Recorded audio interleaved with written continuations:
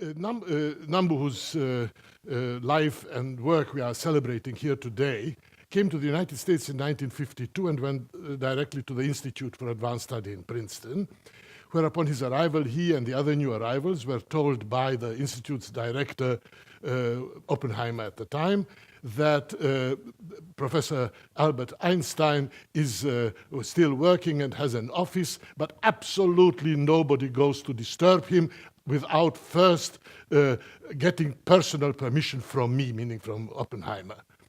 So Yoichiro realized that he couldn't see Einstein, and he would be like the other people who spend 1 or 2 years in the same building in Einstein, and then they spend a whole life regretting that they never talked to the man.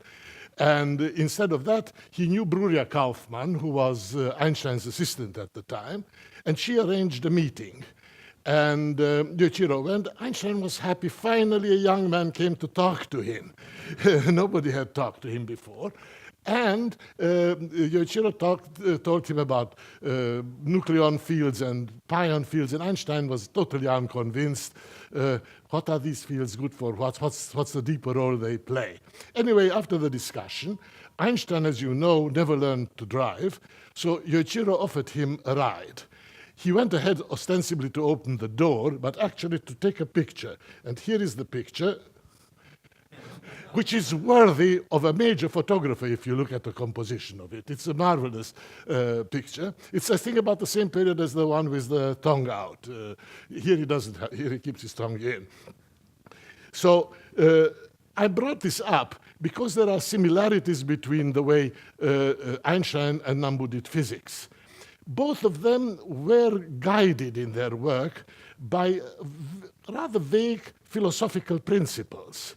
Look at Einstein. He, in creating the relativistic theory of gravitation, was guided by the not so well-defined Mach principle. It's a very beautiful principle, but rather vague. And he was convinced that he has adapted the theory to contain the principle, but as it turns out, general relativity, superb theory in every sense, except it does not accommodate, it does not automatically lead to Mach's principle. In Yoichiro's work, the philosophical principle that he adhered to was the so-called 3 stages principle of Taketani. Taketani was a Japanese physicist about Yukawa's generation, and of very, very left-wing politics. And Yoichiro did not subscribe to the politics, but he liked this principle. The principle said the following thing, that all major discoveries in physics come in 3 stages. They start with the phenomenological stage, they follow up with a substance, and then they go and find the essence. For instance, for quantum mechanics, the phenomenological stage is all the spectroscopy at the end of the 19th century, the Balmer series and all of that stuff. The substance was Bohr's atom, and the essence was the Heisenberg-Schrödinger quantum mechanics. So they did this also in the work with Hahn, in which they did the color gauge field. The phenomenological principle were the hadrons. The phenomenological side was the hadrons and all the reactions seen in the laboratories. The substance, like the Bohr model, were the quarks. And the new element was the color gauge field, inspired partly by Wally Greenberg's parastatistics, but this was not parastatistics. And so they constructed this color gauge theory. Yoichiro thought that the real dynamics of the strong interactions doesn't reside in what you see in the laboratory among hadrons. It has to be something at a deeper level. And even before this color gauge thing came up, I remember talking to him quite a number of times about this so-called Pauli-Pursey-Gursey symmetry. Believe it, there are 2 people. Gursey everybody knows, but there's also Pursey. And this is a symmetry that shuffles spinors with their charge conjugates. And it came up for some weird reasons, which Pierre knows best. But it really became rather famous when this symmetry was automatic in Heisenberg's unified but flawed theory. And this theory influenced Yoichiro very much. The theory was the first one to start with a 4 Fermi interaction. It made 4 Fermi interactions very, very popular at the time. And it had this, like this Pauli-Persei-Gursey symmetry, which did not work out. He wanted to gauge that. That didn't lead to anything. But it was the same idea as gauging color, really. And Heisenberg, in his 4 Fermi interaction theory, had these symmetries which had to be broken because they were not observed in the experiment. And Heisenberg made an absolutely remarkable observation. He said, well, they should be broken not by putting in breaking terms, but by some dynamical way, somehow like in ferromagnetism. And he stopped there. He missed the crucial element, namely the existence of Nambu-Goldstone bosons, which in this case for ferromagnetism were already known because they had been discovered by his own student, Felix Bloch, who did this work at Heisenberg's suggestion, and then was further developed by Holstein and Primakov, but Heisenberg apparently did not follow up on this, and he missed this feature. For that, we had to wait for Yoichiro. Now, the 4 Fermi interaction came, as I said, partly from Heisenberg, but partly it also came from BCS, which is also a 4 Fermi theory. And the BCS theory was the fermions were, of course, electrons, and that gave the whole thing from first principles cachet. There existed an older theory, the Ginzburg-Landau theory, but it was bosonic. And what bosons, I mean, the Cooper pairs were not quite known yet. And so it was designed it's just a phenomenological model. Until Gorkov showed that BCS actually, from BCS you can derive Ginzburg-Landau. So, but nevertheless, the condensed matter community opted for the BCS as the interesting theory. In particle physics, just the opposite has happened. When Yoichiro did spontaneous symmetry breaking, he was 4 Fermi, he did it essentially like BCS. But then Jeffrey Goldstone, giving full credit to Nambu, recast the whole theory as a bosonic classic field theory. This was something that people like to manipulate much better than a 4 Fermi theory. And hence, the massless bosons that go with such a theories were called Goldstone bosons. And only more recently, after something that happened in Stockholm, people started using the appropriate Nambu-Goldstone term. Similarly, after you add gauge fields to the mix, you have the Engler-Braut, which is sort of like the Nambu-Jona-Lasinho, and Higgs, which is more like Goldstone. And again, Higgs caught on. In fact, when Engler and Braut did their work, they sent Nambu a preprint. This is less trivial than it sounds, because there was no internet in those days. There wasn't even a copying machine yet.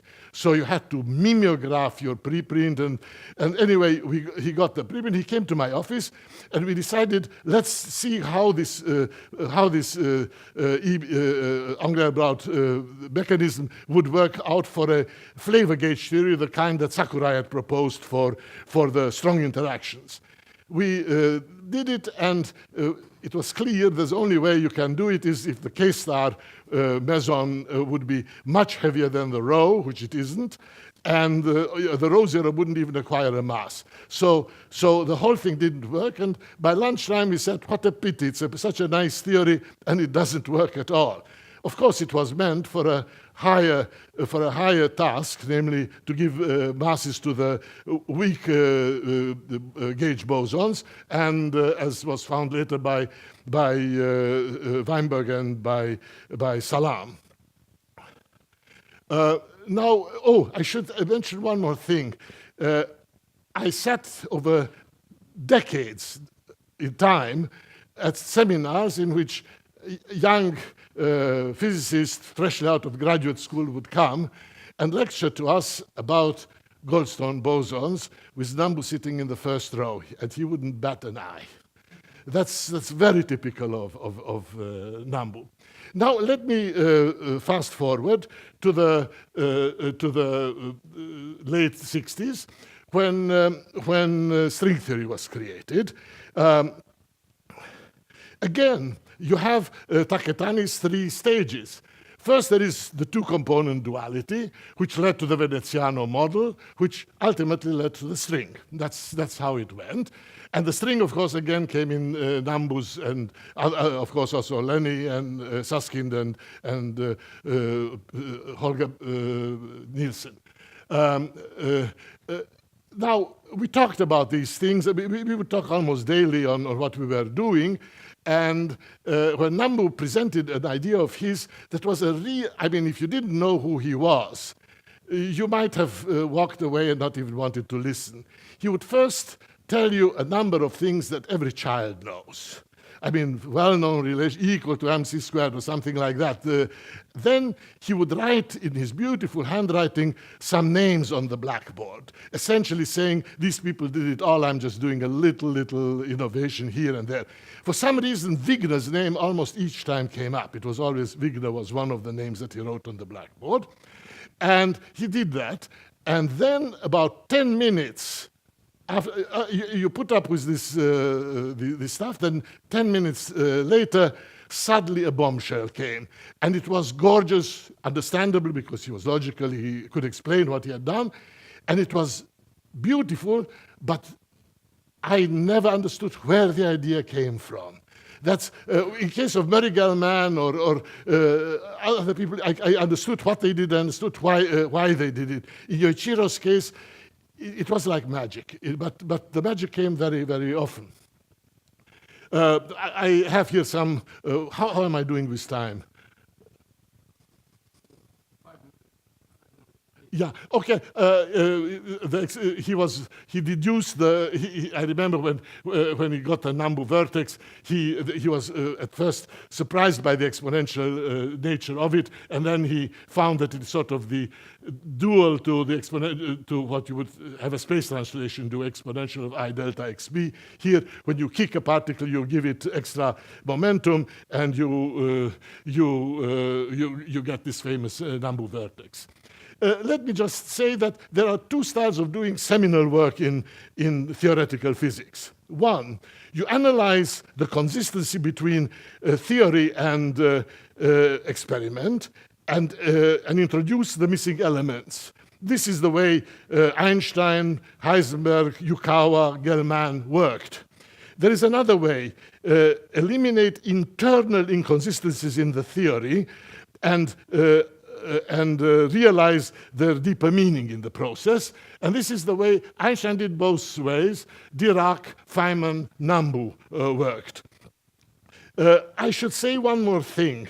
Nambu, when you talk to him, he had been in America, lived in America 2/3 of his life, so he had adapted to the American way of life. But he retained some of the Japanese basis of his behavior. And in Japan, in a very clever way, in order to avoid conflict, you are discouraged from using the word no. Usually no is the first step you take in order to get a conflict. So Nambu would not use the word no. You asked him the most preposterous thing, he would always say yes, but not right away. He would wait, and the longer the pause, the stronger the no element of this yes was. His definition of the word no was a yes said after an infinitely long pause. That was his definition of. This led to some very funny situations when he became chairman of our department, and some colleagues thought that he promised them something because he said yes after thinking for about 2 minutes. And the other thing of all, I remember one student whose name I shall not mention here, who got his PhD because Yoichiro couldn't bring himself to say, you don't deserve it. And that. But of course, he also had some very good students, and here is a list of his students. Many of them are here, and we are going to hear hopefully from them tomorrow. So I should say that Of the many brilliant scientists I have met over the years, Yoichiro is one of the few about whom I'm certain that he was a genius. This is more or less the end of the talk, but don't applaud, because I'm going to give an appendix. Such talks are not supposed to have appendices, but I will add one to this talk. And I will show you a letter, an email I got from Yoichiro in just about 2 years ago, on the 5th of December 2013. It says, "Dear Peter, there are ... I erased that part because he gives his rather scathing opinion about some Japanese politicians, and I don't think that was meant for public consumption." And then he comes to a physics question. By the way, I would like to ask you a question. In the course of studying Bode's law, I don't know whether everybody knows what Bode's law is. It's nowadays called Bode-Titius law. It's the law of the distance of the various planets from the sun.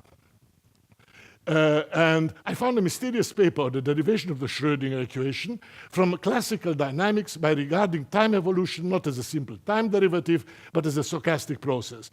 And it's Nelson. This is a mathematician at Princeton, a well-known mathematician. I have not understood the paper yet. There are careless errors in equations. Did you know about it? Yes, I happen to have known. It came out in the mid-60s. And what was it? Yeah, 66.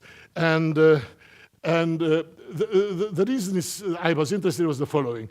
There are 3 basic formalisms for classical mechanics, not in chronological order. There's Hamilton's, Lagrange's, and Newton's original formalism. Hamilton's formalism was very useful for creating quantum mechanics because it had the beautiful optics mechanics analogy in a very natural way. And that was used by de Broglie, Heisenberg, and Schrödinger. The Lagrange formalism was of great use to Feynman in his path integrals, but nobody had bothered to do it with you. Suppose that Hamilton and Lagrange had not done their work in the 19th century. How would we have discovered quantum mechanics? Well, Nelson answered the question, it can be done. But by God, it isn't very natural. It's not something that it's this beautiful analogy, and I'm just going to extend it a bit. It can be done. Now, once you agreed on that, you can start doing different kind of quantizations, and that relates to Bode's law. You start from Newton, but instead of saying the angular momentum is a multiple of h bar, you quantize the ratio of the angular momentum to the mass of the planet, and not multiple, but it's not an arithmetic series, but a geometric series, e to the lambda n, with an integer. Unlike h bar, S, which is the counterpart of h bar, is not universal. By that I mean there are planetary systems in the one we are familiar with, and then there are other the planetary scientists found other ones in our galaxy. And it seems that S is not universal, but lambda seems to be. Lambda seems to be universal. And then you do a Bohr-type model. You create the gravitational and centrifugal, and you put this quantization of angular momentum, and you get this relation that the radii should be in a geometric progression. And this is, it's not quite Bode's law, but it's a variant of the Bode's law that was proposed in the last 20 years or so. But once you have a Bohr-like model, as this model is, then you expect to get a Schrödinger equation out of it. And that Schrödinger equation has been found, and it has the feature that it has the Bode-Titius orbits as its Balmer series. And this was done. Here are some people who did this work. And Yoichiro also obviously was working on it. There are no quantum jumps, no superposition principle, but the stochastic nature of Schrödinger-type equation is related to the chaotic dissipative processes which, after a very long time, bring the planetary system's dust into these Bode-Titius orbits. Remarkably, Gerhard Hooft has, in the last few years, proposed that there is determinism in quantum, that the probabilistic nature is not intrinsic. There is a deeper level at which it becomes deterministic, and it's a very similar idea that there are some dissipative processes which cause the probabilistic nature, the stochastic nature of the Schrödinger equation. So I brought this appendix up for a very simple reason. He apparently gave lectures about this in Osaka. Where was Nambu headed with all of this? And my answer to it is, maybe we'll find out 10 years from now. When we get there too, that's usually how it happens with things that are done by Nambu. Thank you.